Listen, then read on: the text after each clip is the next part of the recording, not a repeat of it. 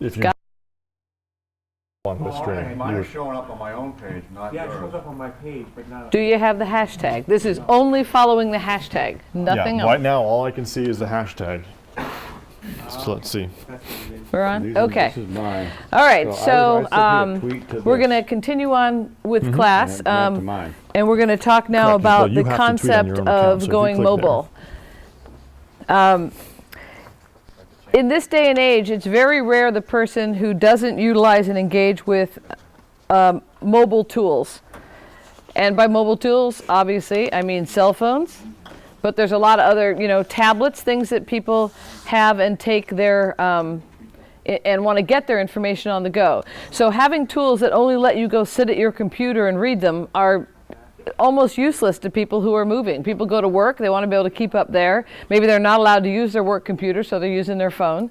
So you have to make sure that you're using and optimizing tools that allow you to present information mobily. Phone, tablet. I also want to warn you of the latest trend in things coming up, and I'll show you. I'm wearing a watch. This is a watch connected. Now, I'm not a gearhead. I don't really care about tools. I have a purpose for this. There's a reason why I'm using this watch, and this is a Samsung Gear Fit. People tell me it's very handy for exercise. I haven't really used it for that, but what I do use it for is, and it does capture heart rate, steps, things like that, if that's what you want. But what I am using it for is I have children scattered across the world, and I travel a lot, and my children tell me that they can never get a hold of me on the phone because I don't carry my phone on me. On fires I do, but here I don't wear a belt, so I don't carry it with me. It's in my purse. And because I'm in meetings a lot, I always have the volume turned down, so I never hear the phone ring. And they complain that they can't get a hold of me. So I can, on my watch, I can decide, once I load the software for this on my phone, I can decide what notifications I want to come to my watch. I can't, and this is not an endorsement for go get a watch. This is the point here is that we're increasingly mobile, and there's some changes you have to make in order to engage with those people. I have chosen to have my daughter who's in Europe engages with me on Facebook Messenger, because when she has Wi-Fi, that she doesn't have a phone, that's what she can use. So I have my Facebook Messenger. When someone engages with me on Facebook Messenger, it shows up on my watch. Thankfully, a lot of people don't engage with that way unless it's important. I also have text messages. When those show up from my other daughter who's at home or from my husband, I can get text messages on my phone. I also have it notify me when it rings. So if my phone is ringing, my watch vibrates and I see who's calling and that the phone is ringing. So I can go over and get my phone and answer it if I need to, or I can reject the call with a message that says, I'll call you back later. Same with a text message. If I get a text message and I can't get to it right then, there are some auto replies like no, yes, maybe, I'm in a meeting, etc. And I just pick whichever one I want and send that back, and I deal with it later. It also lets me know, I have it set to give me notifications on meetings. When I have a meeting or something in my schedule that I'm supposed to do, it'll buzz and remind me you have to go to the doctor, or you have a meeting at something. Now, I don't use it on my work phone. It's just from my personal phone, because my work phone would blow up my wrist. It would be way too much. But there's about, 15 apps 15 notifications I can choose. I can have Skype notifications. I can have all kinds of things notified right here, if that's what I want to do. In addition to, it serves as a watch. So the point of that goes back to an old PIO phrase, which is don't bury the lead. It becomes more critical than ever when people are getting their information on very small devices that you don't bury the lead. Whatever your point is, you better make it in your subject line or in the first line of whatever you're doing, because I get a little bit of, and I get my email on here too, my personal one, and I don't, it only gives me the first line or so I know who it is and I know what they're asking about, but I better know in that first line or I'm not going to get back to you.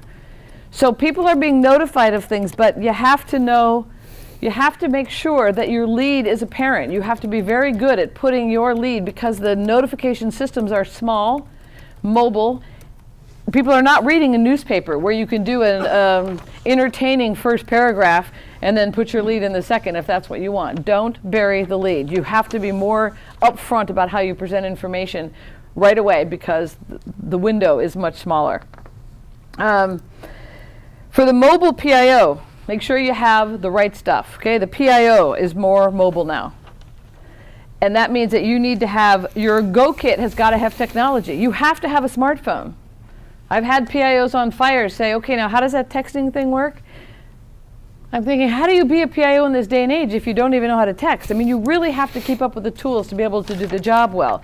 Is it charged? Do you have your charges with her? Do you need a wireless hotspot like we have here? Some agencies will let you carry them, some won't. Some provide them for you.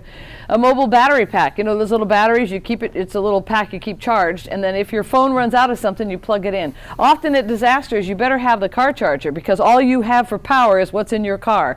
And you're doing all your updates on your laptop or on your phone plugged into your car charger, because that's in an earthquake, in Hurricane Sandy, when we were in Hurricane Ike, when we were in there, all you had was sitting in your car in the rain plugged into your power source. You better have a Go kit that includes these mobile things. And the other thing I would tell people is you do have something to say. The mobile PIO doesn't have to wait for the daily press release and shouldn't. We have the ability to convey small bits of information all day long. Remember that CNN refresh button guy? Well, CNN doesn't provide you all day long with necessarily new news, right? When they get it, they'll dump in the new news. But what they do is they turn and change old news so it looks like new news. They talk about it, but all day long you can find something new if you hit a refresh button. Something new always comes up. So by the same token, people are looking for that from you. Now that doesn't mean that if I take 25 little bits of information and feed them out on Twitter all day long, people feel like they've been talked to all day long. Normally, we used to save that and put it in the press release in the evening. That's how we did it. Or twice a day, we did a press release, and we'd jam all the information into one thing, send it out. Not the way we do it anymore. You still might do that, sort of as a recap, but a press release is old news now. All the things in a press release, unless you're using them like Twitter, you're feeding them out with one-liners in them. A press release is really old news, sort of a recap of the day. But it's not where you would go to find the latest and newest news. People are going to Twitter and to Facebook and to your blog to see what's happening instantaneously. So you always have, as I tell people, they're like, well, you know, we have to get approval on the message. There's a lot of information out there that you can provide that doesn't require approval. What kind of incident is it? Where is it? Most people have no issue with you saying, by the way, it's on XYZ road or it's on so-and-so national forest. That's only a sentence. You can tweet that out. The PIO, I'm a PIO for the so-and-so. I'm en route to the so-and-so fire. It's a fact. You can send that out. Your hashtag, letting people know the phone number or where information is going to be shared. Those things you can send out. Any other authorized information that, that's not, whether or not you're going to do a burnout or whether or not you're, controversial information. If you know there's a public meeting, knock yourself out, push out public meeting information. Who's on scene? If you know that so-and-so fire department volunteers are on scene, that's okay to say. And what are they doing? You could take pictures. Send a picture of a firefighter working at a house or doing, as a responder or as a person working on an incident, it is your responsibility to make sure the picture is appropriate. And by that I mean we often have responders who aren't in their PPE, and the agencies don't appreciate it if we're sending out pictures of people who are not appropriate. So make sure that everybody's doing what they should be doing and no one's doing what they shouldn't be doing before you take a picture. So there's a lot. I always tell people, you always have something to say. You always have something. Even if you don't know the official information, you're waiting on something, there's something you can talk about. And you can tweet it out. So you just have to think of what those things are. And I would throw in here, more importantly, when you talk about things like fatalities and injuries, everybody's like, well, we don't have any word back from the family yet. Okay. There are other things you can say. Our hearts go out to. There's things you can say, safety is the number one priority on wildland fire, and here's what we do for safety. There's stuff you can talk about that isn't the thing you can't talk about. So think about that. And then you can always wrap up the incident if you want to. The response to the incident's been concluded. There'll be no more updates at this time. If you're at the end of an incident, there's always something you can say. And as a mobile PIO, you have to have your phone and your Twitter account and be ready to continue to feed the machine, even when you're not at the incident. I mean, you're on the trap line when you're at the incident, or when you're wandering around town, or you're at public meetings, etc. So Nathan is going to talk a little more about the mobile tools. You were going to show the QR code on Oh. term. God, I So the totally first thing forgot that we're going to show you is, you'll see very popular now, is it posting QR codes. So we're going to pull up a link here, and I personally am not terribly familiar with this one, so I'm going to have Chris drive. This one, I'll tell you why I picked this one. You can go on Google and look up QR code. Everybody who uses them has their favorite. This is my favorite. Find your own if you want. The reason I like this one, how do I drive it? Oh, I have to look over there. The reason I like this one is because it allows you to do a lot of things. See this right here? If you don't know, this is a QR code. Okay, if you didn't know what they were called, quick read, something like that, code. Now in this one, and I know this is a weird, I put this link in the SMEM folder for you, but right here, this QR code generator, it said, Karam Erkin, I don't know what that means, but it's the one that I use. You come down here, and the reason I use this is there are so many you can make. I've been to other ones where all you can do is put in a URL to a website, and then that's it. It generates a link to the website. So in this particular case, I can create a link to a website if I want. I want them to browse to a website, and that would be if I want to put a QR code to InciWeb, or I want to put a QR code to the blog. This is what I would use. I can make a QR code that a person who comes up, we put these on our bulletin boards. And we take a sheet like this and we put 6 QR codes on here with a title for what each one goes to. So they go up and they click it, and it'll ring their phone right to our information shop. They don't have to dial anything. Click, phone rings, and they're calling us. I can make one to send a text. And when I do that, I can actually put in what I want the message to be. I can actually say, support us by sending a text message to the local that you, I don't know, whatever the purpose was.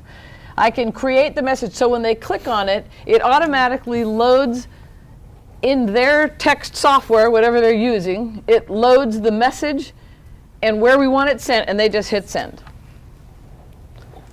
Okay, I can send an email. I can make it so I can say, if you have a question to ask us, click here. They click, excuse me, and it uses whatever email they have as the default email browser on their phone. So if they are sitting there, say, if you have a question, send us an email. Click, here's the email, type my question, send. While I'm standing at the board. While I'm standing there, I'm looking at your map and I don't see a dot for this. Whatever, we get that message. Calendar event, very handy. I have a public meeting. Click on this and it automatically, well, they're allowed to say yes. It enters a calendar event for your public meeting at the right time on their phone in their calendar. So it opens up and says, do you want to add this to your calendar? Yes, I do. And boom, we've got our event on their calendar. You can do Google Maps. If there's a map you want to take them to, you can go to geographical coordinates. You can actually open something for them to tweet on Twitter. You can give them the text or let them tweet on Twitter.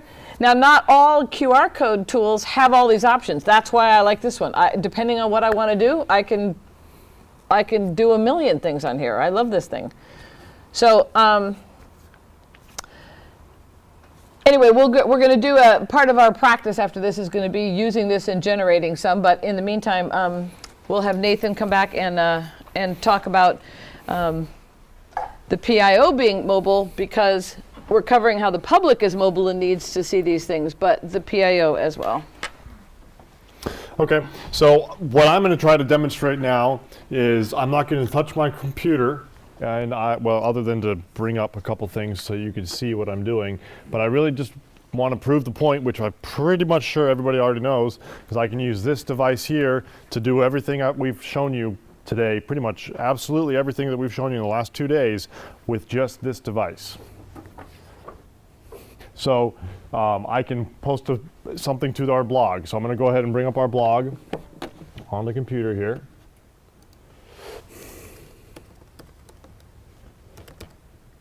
It's smemtraining15.blogspot.com. Now, we've already covered how I can send an email using that super secret email that we set up earlier. Which, by the way, you can continue to practice posting by sending emails to that email and then see how it looks when it shows up on the blog. You can continue to do that. I'm not going to do it that way. I'm going to use the Blogger app. So I've gone, this is my Apple device. I'm going to go onto my iPhone here, find my Blogger device. I know you guys can't see all this, but when you get to the practice time, I'm going to just have you try to download these things. It's going to ask me to sign in because I haven't used this in a while. And I'm going to come in here, sign in with my account. Make sure I got the passwords right. It's a little more difficult to get the passwords in here when you're working on a screen. That's why I like my nice big screen.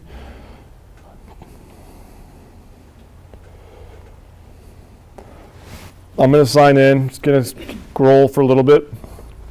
And now, it's hard for you guys to see, but I can post, I can edit post, I can do settings, I can view my blog right from within this app. I'm going to hit posts. I can see all the posts that you guys have put together. I can edit them from right from here because I am an administrator. You guys are just authors, so you wouldn't be able to edit anybody's post but your own. I want to write a new post.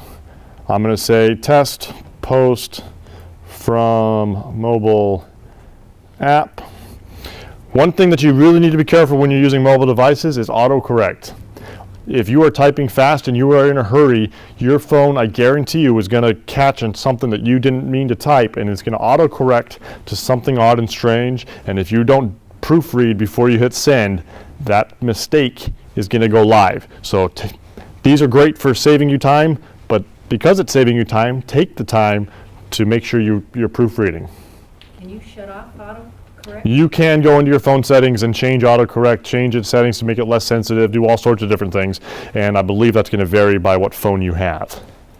I'm going to go ahead and say I want to post a nice picture. So it's going to ask to access my camera. Let's see if I can turn the camera around. And let's do an SMEM Training 15 selfie here. Yay! So I've taken that photo. It's going to say use this photo. It's a very flattering photo of me, as you'll see in a second. I'm going to hit done. Hit done. I can add some labels into here. I'm going to hit done again. Save. I can either save this as a draft or I can publish. I hit publish. Now, let's see. It's going to take some time to go up into the cybersphere, to the cell towers, etc. I'm going to hit refresh on my screen. Hey, look, I just got an email. Why did I get an email? Because I set the settings up so that whenever a new post comes on here, I get an email. So in about the 10 seconds that it took for me to post this, it went up and back down and said, hey, you got a confirmed email. So if everything worked right, it should show up here. Hey, look at that. Like I said, flattering photo. There you go. Hey, I got an applause. Yay! So some of you had the pleasure of being in that selfie there. Okay, so that was Blogger. Very simple. Twitter now. You download the Twitter app to your phone. You can also download all sorts of other applications to your phone besides the native Twitter app. It's really hard for you guys to see, but right now I have 5 different applications on my phone that are specifically for Twitter. I use Twitter, I use Twitterrific, I use Tweetcaster, I use Hootsuite, and I use Uber Social. That's because I've organized my life so that when I hit Twitter, I'm tweeting on the official state of Colorado account. When I hit on Twitterrific, I'm tweeting on my virtual operations support team account. When I hit Uber Social, I'm tweeting on my personal account. That's just how I've decided to manage it. I can go in here into the Twitter app in and of itself and add all of my accounts if I want. I go to the little Me tab here. There's a little icon. You guys can't see this, but you have to practice on your own device. I can add, there's a little plus here. I hit that plus. I can add all sorts of different Twitter accounts. The caution with this is people have been fired because they thought they were on their personal Twitter account and they were not. So whatever management system works for you, make sure that you are tweeting on the right account. Take that extra 2 seconds to look up, try to find that photo of yourself for whatever the icon is to confirm you know what Twitter account you're on. But also remember, having a practice Yes. of being above the fold, as he says, even on your personal account, will keep you out of that kind of trouble. I mean, even if you happen to tell your child to clean her room on the wrong account, that's probably not going to get you fired. But if you were to espouse a political opinion that was inappropriate, then it might. Correct. So I'm just adding this account now. Now you can see I'm breaking my own management rules. I have 3 accounts on Twitter itself here. I click on here, make sure I'm on the right one. Now I have a little posting screen here, and I can say example post to SMEM training 15. And some of the neat things that I can do, let's just demonstrate that. Let's see. If I click the photo icon on my app here now, I can switch to video mode. I can even turn this around so I can see myself, I believe. And when I hold this down, it's being a pain. Let's try it again.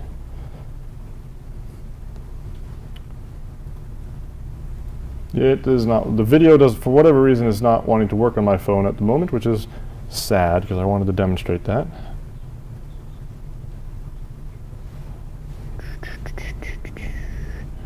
I may not be able to demonstrate the video. My phone is But when we practice, you can practice doing having it. some. So if you have an iPhone, you'll have a little red video over here. And if I'm not sure why my phone is glitching right now, but you can select over to that, and you can take video instead. Pretty neat. So, but for the sake of this, I'm going to add in photos. The Twitter application allows you to put four photos in at a time. So I'm going to come in here, select this photo. I'm going to add this photo. Just like Instagram, you can come in here and change the filters on it if you like. You can crop the photos. You can do all sorts of fun things. In the interest of time, I'm just going to. And which tool is this you're using? This is just the native Twitter app for your device. I'm going to hit done. I've added my hashtag in here. I'm going to go ahead and add an extra hashtag just for kicks and giggles. The biggest mistake I found people make is they forget to add the hashtag, me included. Absolutely. I write my message, I'm so busy crafting the message, I totally forget to put the Okay, hashtag I fired off my tweet. Let's see if I did what I was supposed to do. Come over here to twitter.com /SMEM training 15.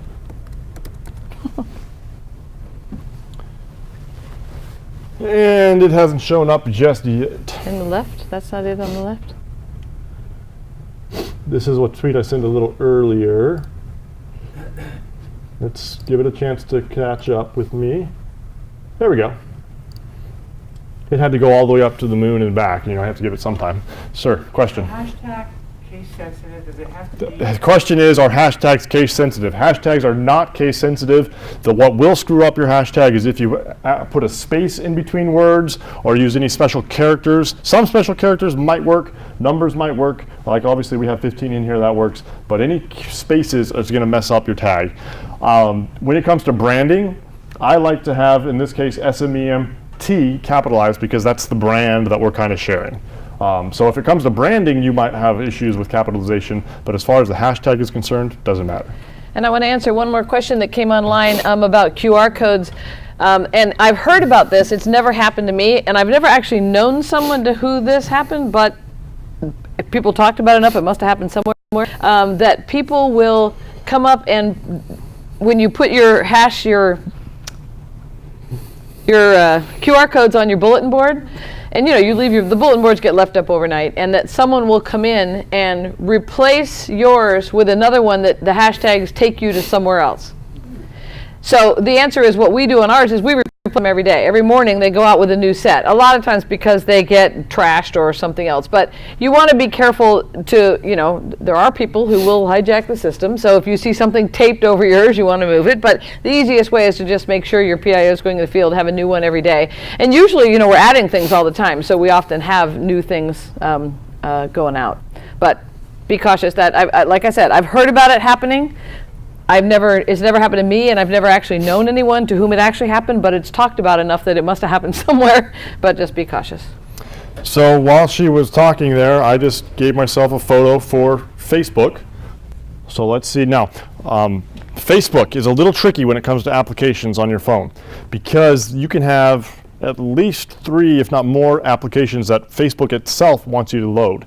There's going to be an application it's called the Facebook app, which allows you to engage Facebook as your profile. There's going to be an application called the Pages Manager, where you download to manage your pages. There's going to be a third app called the Messenger app, where you download to manage your messages between individuals.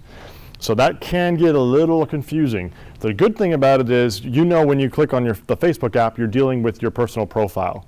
When you click on the Pages app, you're going to be dealing with one of your pages. So in that sense, it is nice. If you've ever had an Android phone where you're just doing your own thing and all of a sudden this little head pops up on your screen, that's likely your Messenger app saying someone just sent you a message, and then you can move that little head around and talk to it.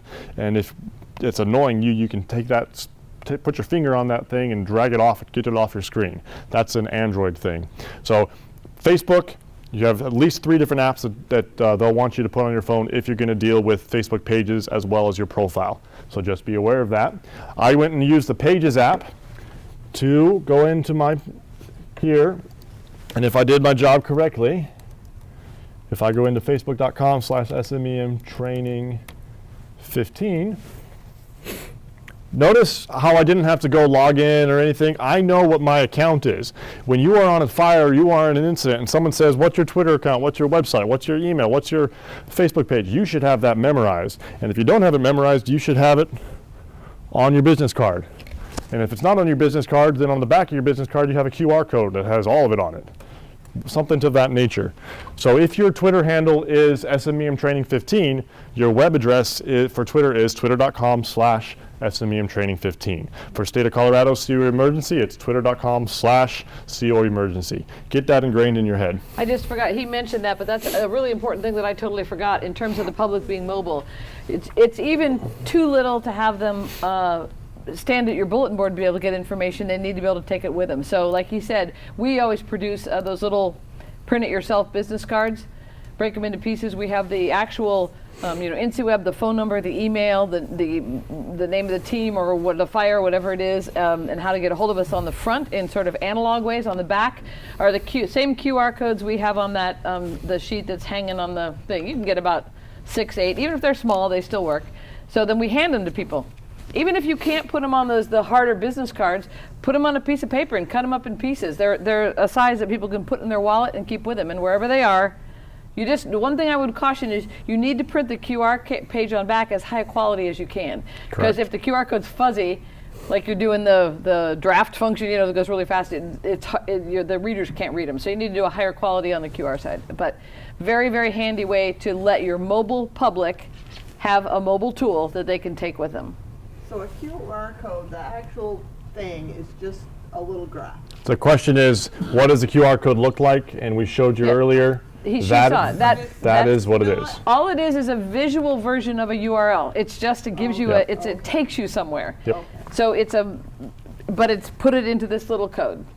Yep. And it literally, and I can show you when you create one. Let me see if I can, let me just take you to, I'll take you to, really quick here, let's do to a website. Okay, and let's do to, it doesn't really matter. NIFC.gov. Okay, www.nifc.gov. Okay, so all I have to do is type that in. I don't even worry about any of this. I don't need URL shortening. And then I say generate code. Ta-da! That's it. So now let's keep it up there. I have a QR code reader on my phone. Ooh, sorry. Where'd it go? I just clicked something. I have a QR reader. I have one called Red Laser, and you can download any sorts of one. I should be able to come up here. My phone just vibrated. It says open URL nifc.gov.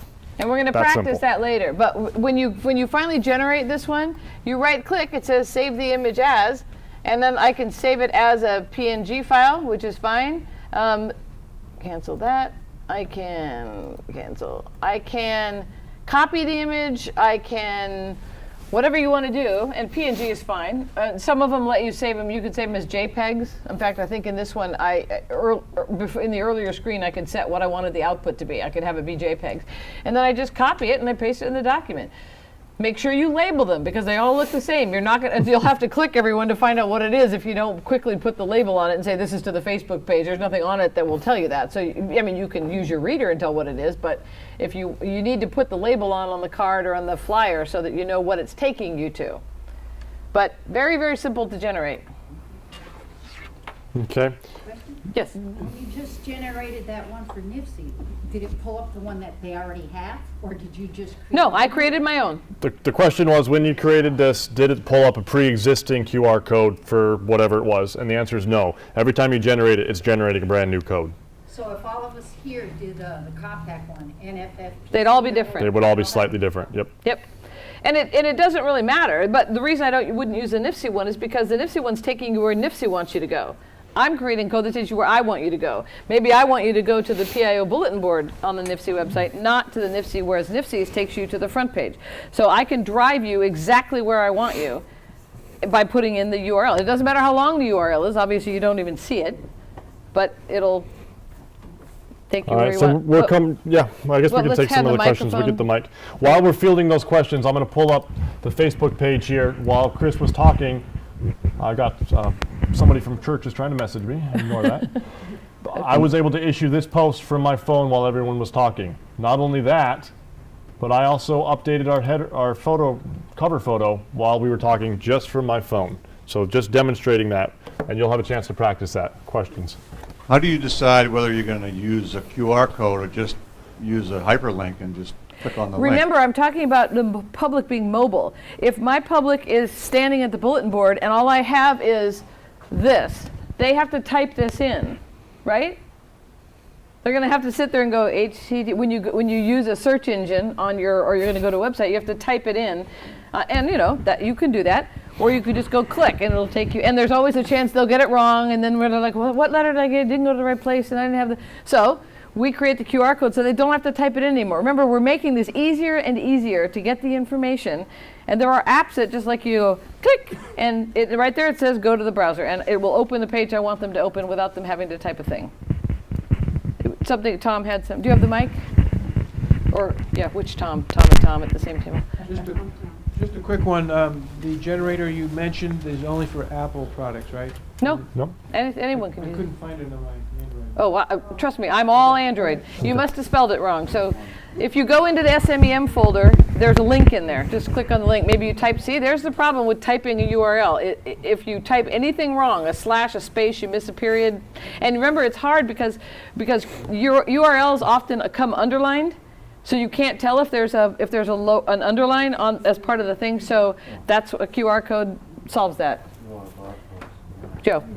Chris, I think a lot of the teams use either My Sites or Dropbox to put PDF documents and then link it with that QR code. Yep. Are those the two you primarily use, or do you have a better? You can use Drive. place? I mean, you can use Dropbox. We use Dropbox and Drive as primarily the place when you need to store stuff.